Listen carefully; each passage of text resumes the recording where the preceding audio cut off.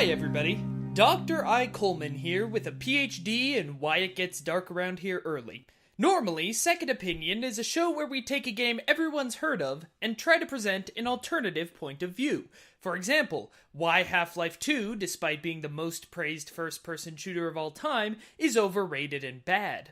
But despite the fact that we open every show with, "This is not a series about games you haven't heard of," we still inevitably get requests to cover games people haven't heard of.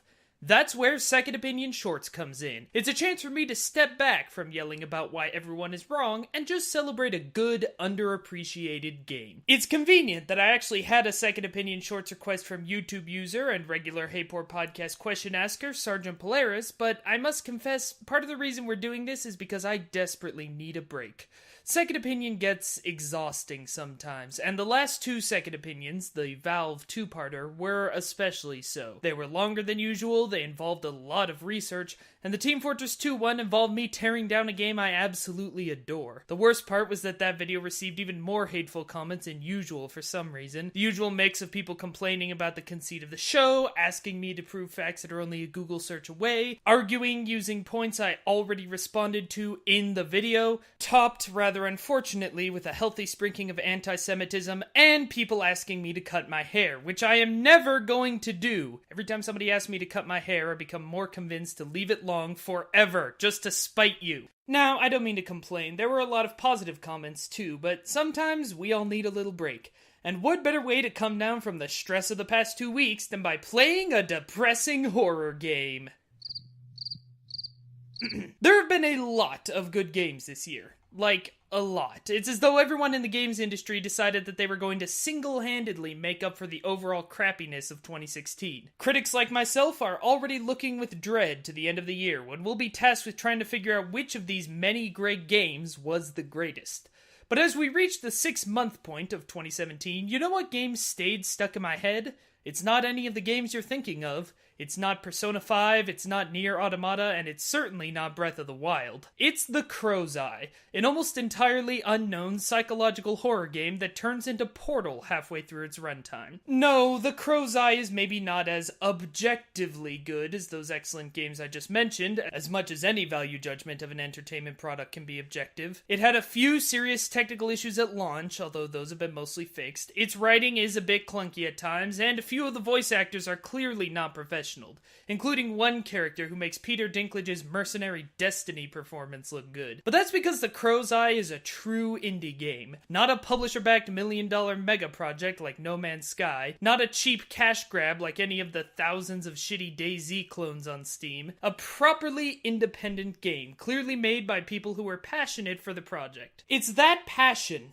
evident in every detail, that has made The Crow's Eye so endearing to me, even and perhaps especially because it's a little rough around the edges. It's like the game equivalent of an art film, except that it's actually fun. But look at me, I'm defending the game before most of you even know what it is. Let's rectify that, shall we? The Crow's Eye is a mixture of psychological horror and puzzle adventure, leaning more on the latter, but not skimping on the former. The player wakes up with no memory in an abandoned building they soon discover to be Crowswood University Medical School. Their only point of contact in the crumbling nightmare is William Holtwick, a man who looks like Rutherford B. Hayes and sounds like Mark Hamill's Joker. As he guides you through what may or may not be a series of maniacal experiments, you'll collect letters and audio logs and slowly start piecing together the horrible history of Crowswood. Now I know what you're thinking, so far so stereotypical. You've played this game 100 times before. Well, bad indie horror games may be a dime a million on Steam, but one of the things that makes The Crow's Eye so wonderful is that every time you think you've got it figured out, it sidesteps usual tropes and shows itself to be something much more original. The concept of a mysterious voice with ulterior motives guiding you through a nightmare hellscape was a trope even when Portal, which this game was very clearly influenced by, more or less perfected it. But what makes William Holtwick so interesting is that not only are you unsure whether or not he's on your side, he himself seems unsure whether he wants to help you or torture you. This is a guy who makes GLaDOS look sane, and he's given a wonderfully manic energy by Ryan Wiley's cackling performance.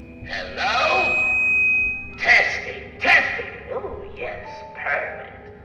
I mean it. The fact that there's no chance of Wily being nominated for any sort of voice acting award at the end of the year is nothing short of criminal. And then there's Crowswood University itself. First off, can we appreciate that this is a horror game that takes place in a hospital that dealt with mentally ill people, featuring insanity as a central theme, and it doesn't make mentally ill people the villains? Do you know how refreshing that is, as someone who struggled with mental health issues myself? To see a horror story that acknowledges my struggles but doesn't make me evil for having them? And that's not the only example of 3D2 entertainment neatly sidestepping the horror genre's more pervasive tropes. I've played other horror games set in hospitals or even in medical schools, and Crowswood still manages to feel like nowhere I've ever been before. See, while it's clear from the beginning that something bad happened here, it doesn't take the easy route of just dumping buckets of blood over everything to scare you, something which has been absolutely done to death by this point. Instead, it builds a much more heightened sense of tension through subtle details. The desks look like they were very recently in use, even though the building is mostly rubble. An operating table doesn't look quite right. Stepping in the water kills you instantly. The tutorial messages insist repeatedly that you need to learn how to make your own bandages. The scariest horror comes from not understanding what's happening around you. Blood and gore may be momentarily shocking, but it's not scary, because you know exactly what happened when you see it. At some point, a bunch of people died here. These seemingly tiny details are far more effective at sending a chill down your spine, because you don't have the slightest idea what any of it means. And as you learn more about what's going on, traveling through more and more warped and surreal areas of the campus,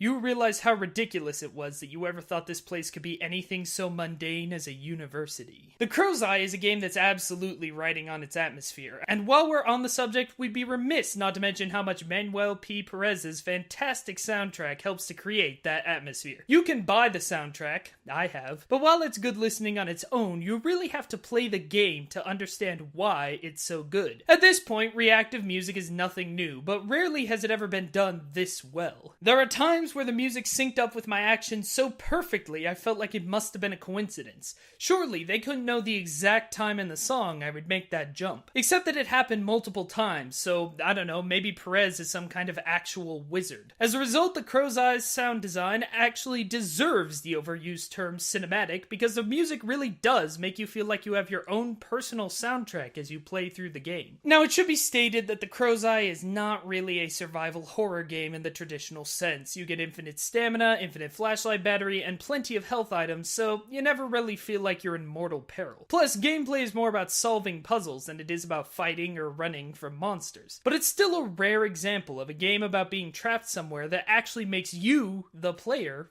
feel trapped. You feel like horrible surprises could be around every corner. And while the game only has one jump scare, I argue it's one of the most effective the genre's ever seen, largely because you don't expect it. Worse, you'll spend the rest of the game wondering if it's going to happen again. You might not scream, but you'll have trouble getting to sleep. At this point, I've been talking about the game for a really long time, and I've barely touched on either the story or the gameplay. To be honest, I think that's one of the things I really like about it. It's rare that game critics actually get an opportunity to do deep critical analysis like this. You know what, I'll pick on something else for once. Battlefield 1 might be a great game, but you can't really dive deep into the subtle nuances of its design, or explain how its mechanics help to create a particular feeling in the player. As someone who spent a lot of time studying game design, I love when a game can excite me by doing the little things as well as the Crow's Eye does. As for the story itself, I'm loath to say too much for fear of spoiling a game nobody's played, but let's just say that it is, in fact, good. I generally hate any video game story that starts with your character having amnesia, but that's because it's almost always a lazy excuse to skip over creating an interesting established character with a reason to exist in the world. But in this case, there's actually a good reason for your character to have amnesia, because it turns what would otherwise be a fairly straightforward mystery story, that even incorporates a couple small film noir elements, if you can believe it, into something far more engrossing. You're not just trying to solve the mystery, you're trying to figure out what in the hell the mystery of Crowswood University actually is. It works because it doesn't feel like the universe was born at the same time you were. It feels like you've walked in halfway through an ongoing story where every character expects you to know who they are and what their relationship is to you, and you're trying to piece together what happened in the first act from scraps of dialogue. It's a little predictable at times, and the dialogue isn't always as witty as it thinks it is, but so what? A game doesn't have to be The Walking Dead to have a good story. If that game, and its surprising twists and turns, is gaming's The Sting, then Crow's Eye is more like gaming's The Taking of Pelham 1, 2, 3. It's not hard to see where the story's going, but it's a joy to see it get there. As for the gameplay, it's a unique mix of point-and-click adventure game inventory stuff and physics-based platforming a la the aforementioned Portal, although the electromagnetic device you eventually get is more reminiscent of Half-Life's gravity gun. Now, I have to caution new players that the first area is mostly point-and-click based, and it might put something in a bad taste of your mouth, because a lot of it is clicking around to find the one interactive object in the room. This is the one example of the game's slow pacing working against it, but fortunately it doesn't take long after that to get to the good stuff. Block puzzles, tiles, bizarre supernatural locks that involve pushing colored bricks, flying around the level using the aforementioned electromagnetic gun, and a whole host of strange and surreal mechanics that combine in interesting and surprisingly intuitive ways. See, a lot of games have tried to copy Portal over the years, Quantum Conundrum being probably the best known, and, in my opinion, weakest example. But, leaving aside the story for a second, what made Portal a great puzzle game wasn't the portal gun. It was the way it smartly introduced mechanics that were absolutely ridiculous. Hard-like bridges, moonrock goo, etc., and then combined them to make bigger and better puzzles. It was a game that was challenging, but never frustrating. Intuitive, even as it was showing you things you'd never seen before. And more than anything else, that's what the Crow's Eye takes from the game that clearly inspired it. It doesn't just give you a weird gun and expect that to be enough, like so many other games. In fact, the weird gun is barely even part of it, to be honest. Mostly, it's about creating a complex system of internal logic that is also immediately comprehensible to the player. Something that may not be a particularly innovative trick at this point, but which is still rare enough to deserve praise. Besides, even if it was a straight ripoff, it's Portal with all of the science stuff replaced with surreal, pseudo-Lovecraftian, grotesque supernatural horror. Don't tell me that doesn't sound awesome. Before we wrap up, I want to touch on something else about this game that really isn't a part of the game itself, but is part of the reason I decided I wanted to talk about it this week. And that's that the developers, 3D2 Entertainment, really seem like good people who actually care about video games. When I reviewed the game for Hey Poor Player in March, I gave it the equivalent of a 7 out of 10, a score I still stand by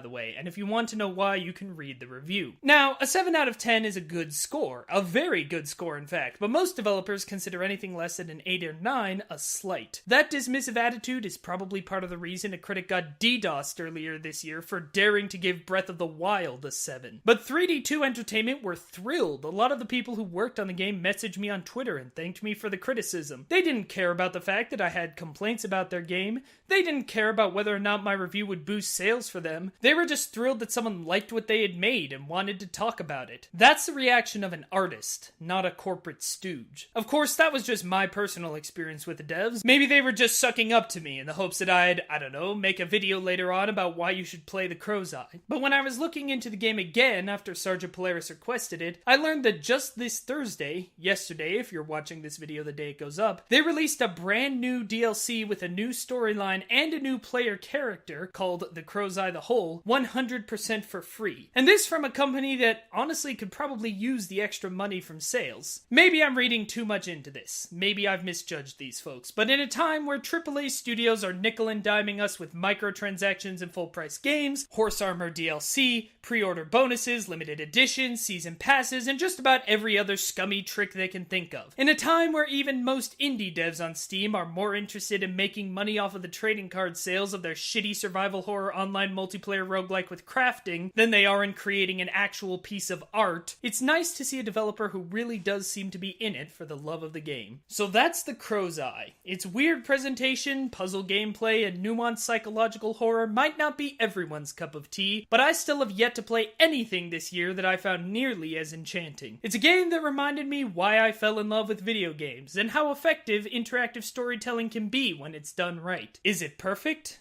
No. Is it likely to find the kind of universal appeal enjoyed by something like Horizon Zero Dawn? No. But is it a piece of art that fans of the genre owe it to themselves to play? Absolutely. And that's it for the second episode of Second Opinion Shorts. Thanks to YouTube user Sergeant Polaris for suggesting we cover the Crow's Eye. If this is your first experience with the show, why not take a look at some of the other Second Opinion videos, which are usually about taking a popular game everyone's already made up their mind about and taking a sort of devil's advocate approach to criticism. Or you can check out more videos and articles about all kinds of stuff here on Hey Poor Player TV or at heypoorplayer.com. Thanks for watching, everybody. Stay professional, stay opinionated.